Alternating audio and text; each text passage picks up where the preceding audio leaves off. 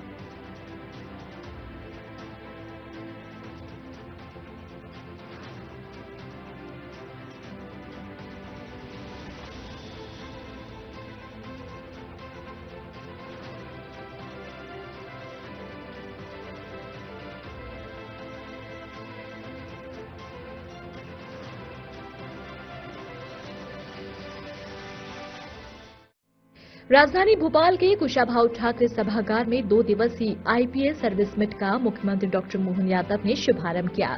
IPS service meet में अलग अलग सत्रों में विशेषज्ञ चर्चा कर साइबर अपराध, ड्रग, ट्रैफिक सुरक्षा समेत अन्य मुद्दों पर चर्चा करेंगे। भोपाल के कुशाभाऊ ठाकरे सभागार में आयोजित आईपीएस सर्विस मीट 2026 के शुभारंभ पर मुख्यमंत्री डॉक्टर मोहन यादव ने बड़ा ऐलान किया है। मुख्यमंत्री डॉक्टर मोहन यादव ने कहा कि प्रदेश सरकार की ओर से 12 साल से डीएसपी से एडिशनल एसपी नहीं बनाए गए हैं। आज के बाद जल्द समाचार आएगा कि प्रदेश सरकार ने प्रमोशन का रास्ता खोजा है। साथ ही सीएम ने कहा कि 7,500 पुलिसकर्मियों की भर्ती हो रही है। ड्राइवर का प्रस्ताव भी भेज देना, वो भी कर देंगे। अच्छे कामों को करने में क्या दिक्कत है।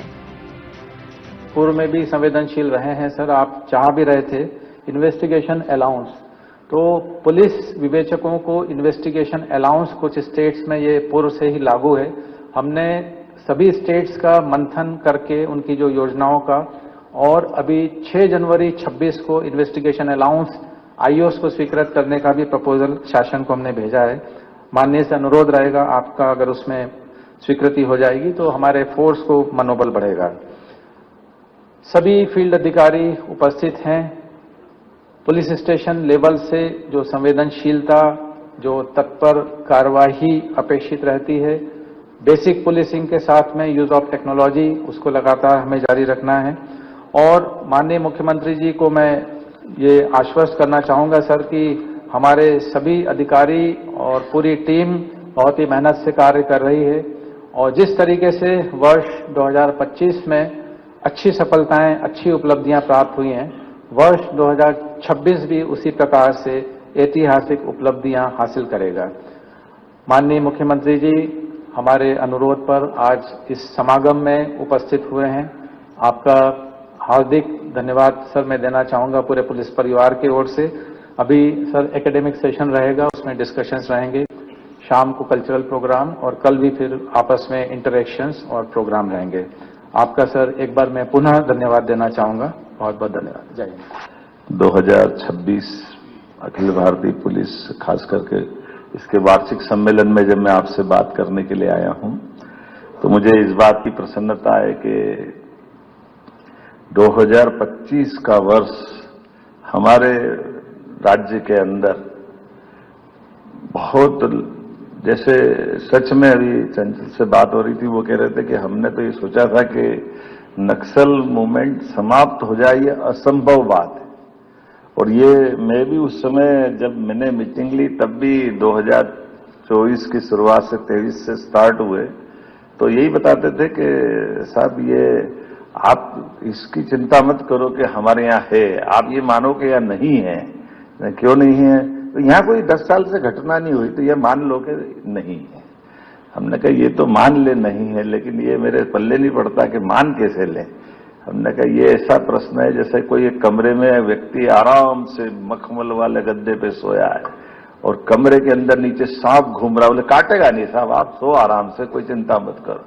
तो साला घूम तो सांप रहा है, कब काट ले पता नहीं, लेकिन नहीं आप आराम से सो, कोई चिंता नहीं।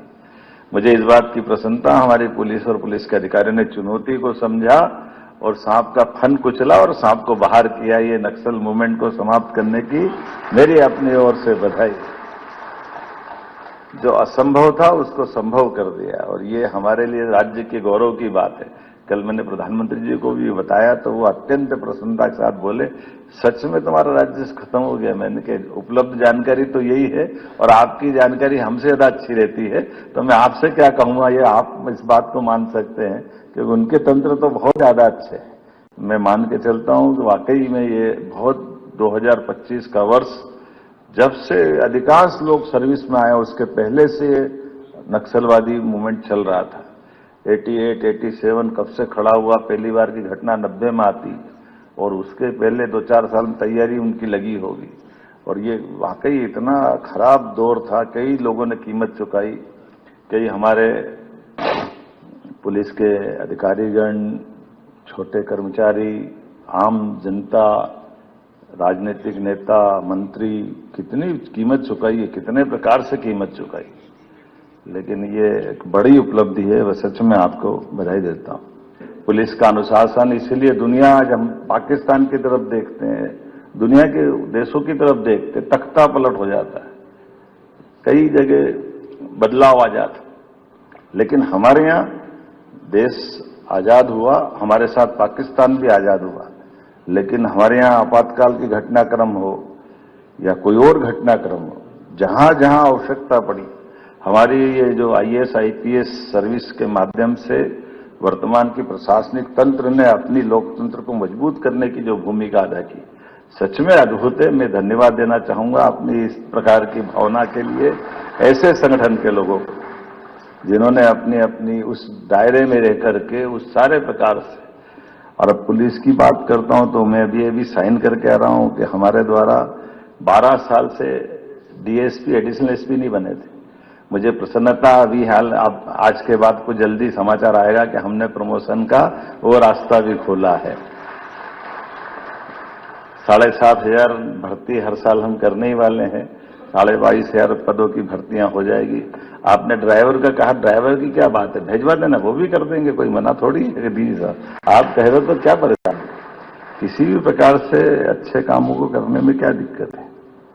मैं आज अपने बीच में से बदलते दौर में जिस प्रकार की चुनौतियां, चाहे साइबर अपराध की हो, महिला सुरक्षा की हो, तकनीकी नवाचार की हो, जन जागरूकता के आधार पर हमारी अपनी अपराधियों के खिलाफ जो सफल मुहिम है, इन सारी बातों से हम दक्षता के साथ निपट रहे हैं।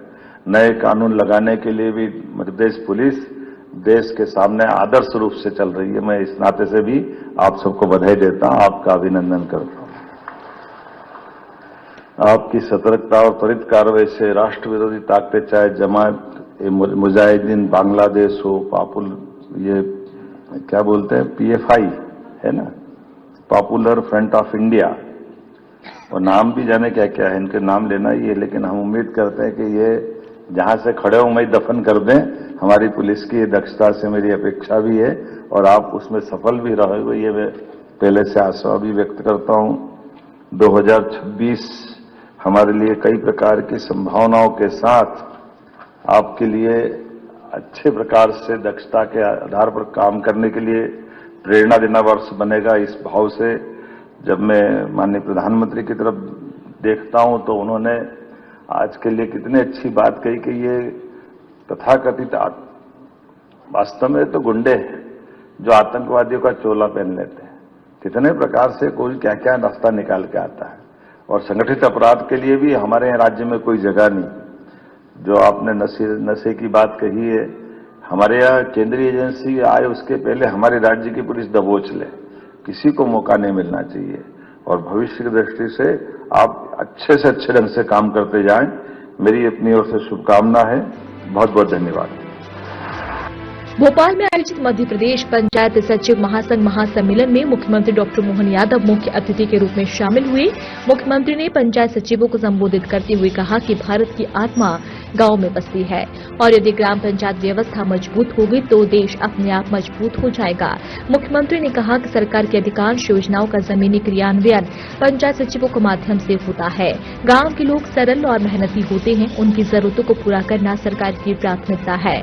उन्होंने बताया कि प्रदेश में 16 अलग अलग मंत्रालयों के साथ किसान वर्ष मनाया जा रहा है, जिससे किसान ग्रामीण अर्थव्यवस्था को मजबूती मिलेगी। मुख्यमंत्री डॉक्टर मोहन यादव ने पंचायत सचिवों को आश्वस्त करते हुए कहा कि सरकार उनकी चिंता करती है।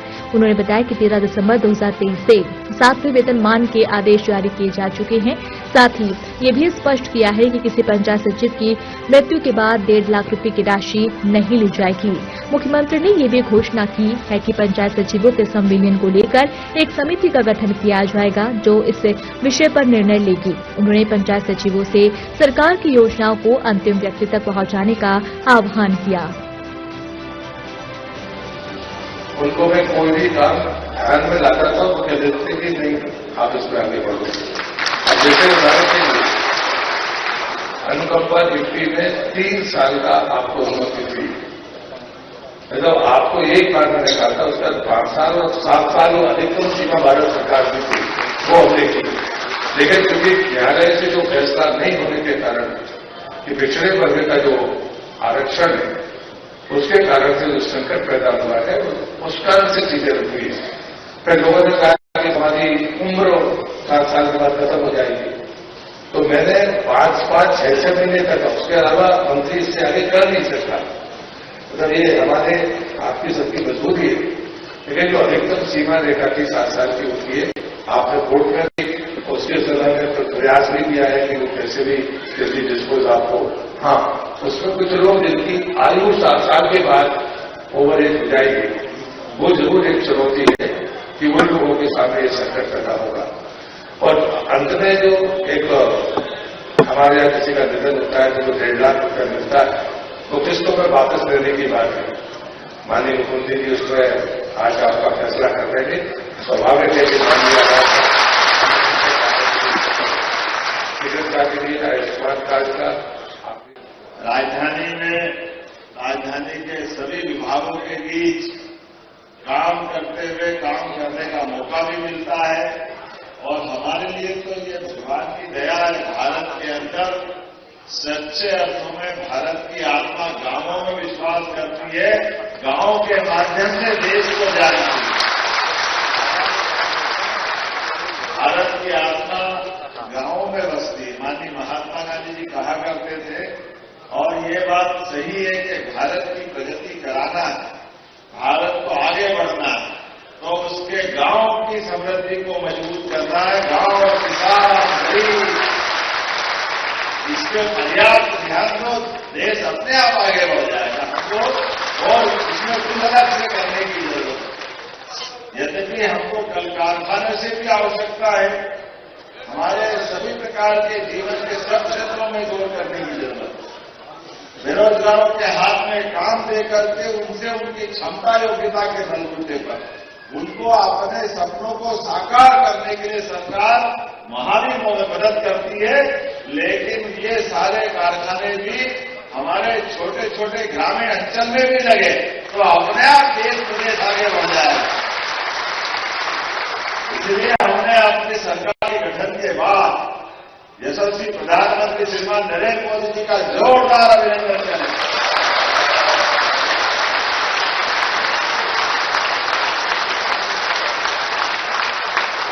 उन्होंने वर्गीकृत रूप से 4 श्रेणियों में अगर सबको जोड़ा तो हमारे बीच गरीब, महिला, युवा और इन सबका मोर मुकुट किसान और गांव, हमें इस बात का आनंद है। जब किसान की बात करेंगे तो युवा किसान, हम गरीबी की बात करेंगे तो सच में सब लोगों के लिए काम धंधे के आधार पर नीचे से हमारा स्वावलंबी भारत हमारी सारी बातों को जोड़ के चलता है। ऐसे में गांव की समृद्धि का ही सब प्रकार से चिंता करती है और इसीलिए आज गांव के अंदर पंचायत की राज व्यवस्था में सबसे काम की अगर धुरी पंचायत है तो उसकी आत्मा पंचायत सचिव के रूप में होती है।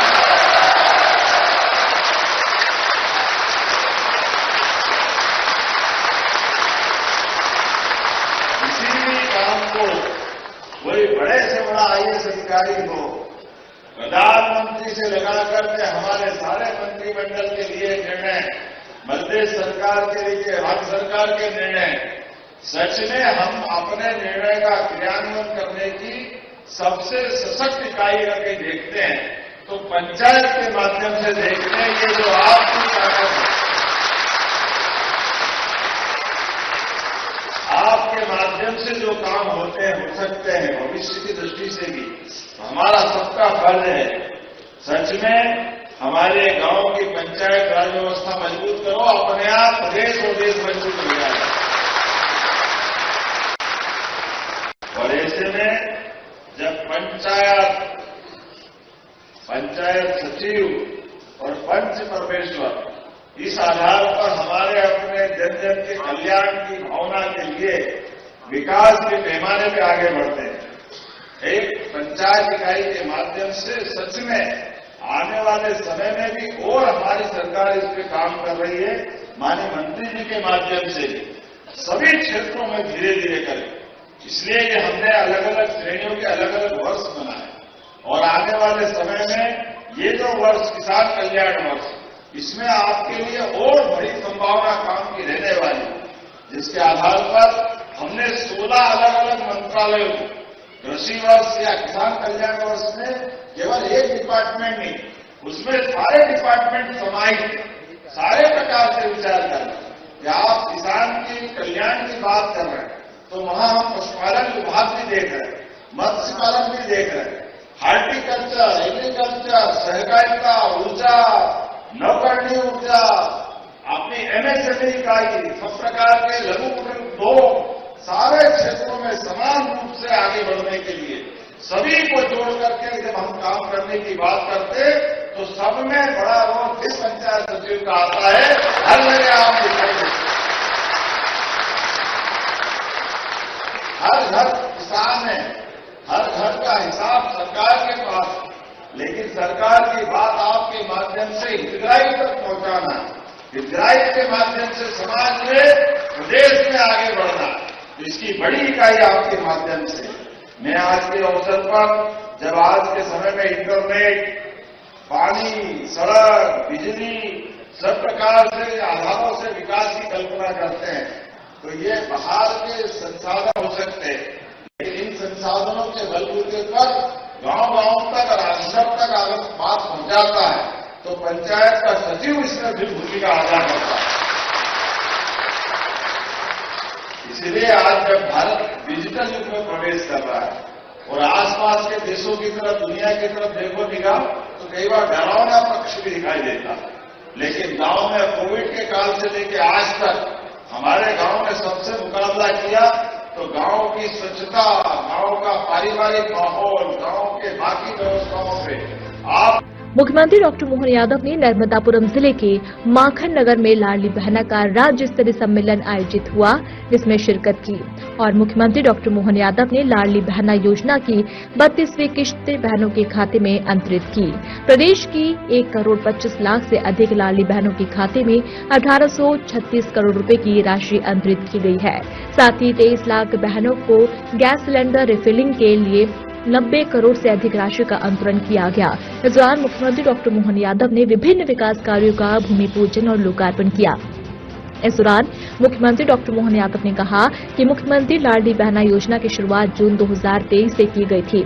योजना के अंतर्गत माह नवंबर 2025 से राशि में 250 रुपए की वृद्धि की गई है। अब पात्र हितग्राही महिलाओं को 1500 रुपए प्रति माह की आर्थिक सहायता प्रदान की जा रही है। योजना अंतर्गत अब तक जून 2023 से दिसंबर 2025 की अवधि में कुल 48,632 करोड़ 70 लाख रुपए की राशि हितग्राही महिलाओं के खाते में अंतरित की जा चुकी है। जनवरी 2024 से दिसंबर 2025 के दौरान 38,635 करोड़ 89 लाख रुपए का अंतरण किया गया है। मुख्यमंत्री लाडली बहना योजना से प्रदेश की महिलाओं के जीवन में आर्थिक सुरक्षा, आत्मनिर्भरता और सम्मान सुनिश्चित किया गया है। आगामी समय में योजना की हितग्राही महिलाओं को विभिन्न रोजगार, स्वरोजगार और कौशल उन्नयन कार्यक्रमों से जोड़ने के लिए विशेष प्रयास किए जाएंगे, जिससे वे आर्थिक रूप से और अधिक सशक्त बन सके।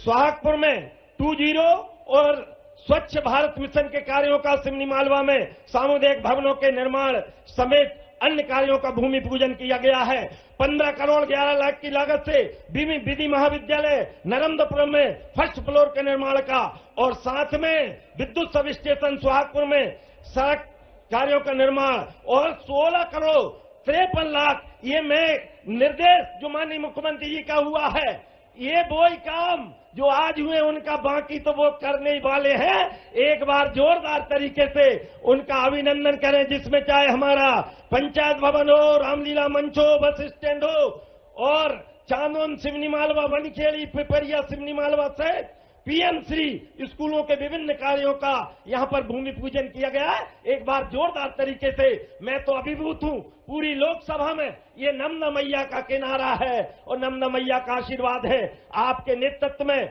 ये किसानी क्षेत्र है। आपने लगातार चाहे मूंग की बात हो, चाहे धान की बात हो और चाहे गेहूं की बात हो, लगातार किसान को न्याय देने का काम किया है और आगे भी किसानों के साथ न्याय होता रहेगा। माननीय मोदी जी के नेतृत्व में देश और माननीय डॉक्टर मोहन यादव जी के नेतृत्व में प्रदेश हमारा विकसित और बढ़ा है। एक बार जोरदार तरीके से मैं पुनः आपका अभिनंदन करता हूं, स्वागत करता हूं इस पावन नगरी में। और आप सब जो माननीय विधायक जी ने और हम सब की अपेक्षाएं आप सब समझते हैं और इसलिए आपसे ऐसे ही आशीर्वाद की कामना से आपने आते से ही औद्योगिक क्षेत्र तो बनाया, लेकिन विकास के और गति बढ़ाएंगे और चाहे हमारे हेलीकॉप्टर सुविधा में जो थोड़ी बहुत दिक्कत गई है उसको भी पूरी करते जल्द से हेलीकॉप्टर पुनः शुरू करवाएंगे। मैं पुनः एक बार जोरदार तरीके से चाहूंगा कि माननीय मुख्यमंत्री जी का स्वागत करें, वंदन करें, अभिनंदन करें। जय हिंद, जय भारत, भारत माता की जय,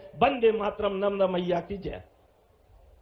देशभक्त कवि पंडित माखनलाल चतुर्वेदी की जन्मस्थली, हरिशंकर परसाई जी का जन्म स्थान और कई कारणों से मकर संक्रांति के साथ प्रदेश भर की बहनों को मेरा दोनों हाथ जोड़ के प्रणाम और आपको बधाई दे रहा हूं। राशि भी राशि कितनी सारी और बहनों का भी भाग्य कैसा। 32वीं किस्त मिल रही है। 1,25,31,000 से ज्यादा बहनें मेरा अपना आनंद के साथ वास्तव में मन गदगद हो गया।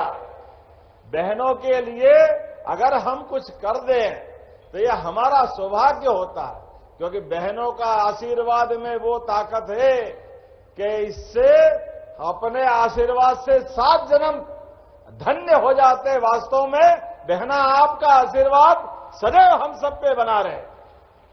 हमारे देश की संस्कृति माता प्रधान संस्कृति है, इसलिए देश का नाम भी माता के साथ जोड़ते हैं। हमारे तो वसुधा में भी नवग्रह में पृथ्वी को भी माता मानते हैं। हमारे लिए परमात्मा की दया है। आज के इस अवसर पर ये मां नर्मदा का अमर किनारा और माखनलाल चतुर्वेदी जी की ये धरती, कितनी सुंदर कविता उनने उस समय अपने देश के वीर बलिदानियों के लिखी, जो पाठ्यक्रम का हिस्सा है। मुझे तोड़ देना वनमाली, उस पथ पे तू देना फेंक, जिस पथ पर शीश चढ़ाने जाए भारत के वीर अनेक। सौभाग्य की बात है, उनके अपने भावों के बलबूते पर शब्द रचना से किसी जगह को अमर किया तो महात्मा गांधी भी उनको नमन करने के लिए बीमार होने के बाद भी इसी धरती पे आए। यह सौभाग्य की धरती है, हमारे लिए सौभाग्य की बात है। और महात्मा गांधी जी ने स्वयं ने लिखा है, माननीय सुरेश जी अभी दे रहे थे उनके भाषण के अंश, जिनमें उन्होंने कहा कि डॉक्टरों ने मना कर दिया, बीमारी की अवस्था थी, लेकिन उसके बाद भी उन्होंने कहा माखनलाल चतुर्वेदी जी की जन्म स्थान है। चाहे डॉक्टर कुछ भी कहे, मां नर्मदा का उस समय उफान था, रास्ता खराब था, डॉक्टरों की मनाही थी, लेकिन महात्मा गांधी सबके विरोध के बाद भी इस धरती पे आए। ये हमारा सौभाग्य है। दोनों हाथ ऊपर करके जोरदार ताली बजा करके महात्मा गांधी जी को भी नमन करें और बहनों को भी प्रणाम करते हैं। जब बहनों के लिए हम राशि देते हैं तो कांग्रेस याद आती है। कांग्रेस के लोग कहते थे कि झूठ बोलते हैं, बहनें दारू पी जाती है। बताओ, आप शर्म आना चाहिए कांग्रेस के लोगों को। कांग्रेस के अध्यक्ष बेशर्मी के साथ इस बात को एक बार नहीं कई बार दोहराते हैं और कैसे झूठ पे झूठ और नाटक करते जाते हैं। आप एक नहीं दो नहीं रोज तमाशा देखो इनका। और फिर भी हमारा सौभाग्य है, आज फिर महाराष्ट्र के चुनाव आए स्थानीय शासन के, फिर कांग्रेस का सुपड़ा साफ हो रहा है पूरे देश से अपने कर्मों के कारण से। एक के बाद एक हर चुनाव में जाकी रही भावना जैसी, तुम्हारी जैसी भावना भगवान आपको वैसे ही फल दे रहा है। मैं आज आपके सामने जब यहां बात कर रहा हूं तो केवल लाडली बहना नहीं, लाडली बहना के लिए तो 1,25,31,000 से अधिक खातों में 1,836 करोड़ की राशि का अंतरण कर रहा हूं, जिसमें अकेले नर्मदापुरम की 2 लाख बहनें शामिल है। 2 लाख, ये कितना बड़ा आंकड़ा है। इस जिले के अंदर पूरे प्रदेश में जब हमने ये योजना चुनाव के पहले माननीय शिवराज सिंह जी के समय लागू की तो कांग्रेस कह रही थी केवल चुनाव तक देंगे, चुनाव के बाद पैसा खत्म हो जाएगा, ये देने वाले नहीं है।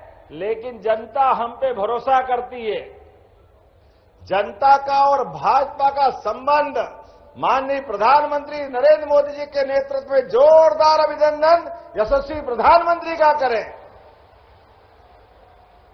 सब क्षेत्रों में हमारे हर भाई बहन की मदद करने का जो संकल्प विश्व की सबसे बड़ी पार्टी भारतीय जनता पार्टी के माध्यम से हुआ, जिसके 14 करोड़ से ज्यादा मेंबर है, कई राज्यों में भारत सरकार के साथ भाजपा की सरकार है, ऐसे में हमने कहा वो किया।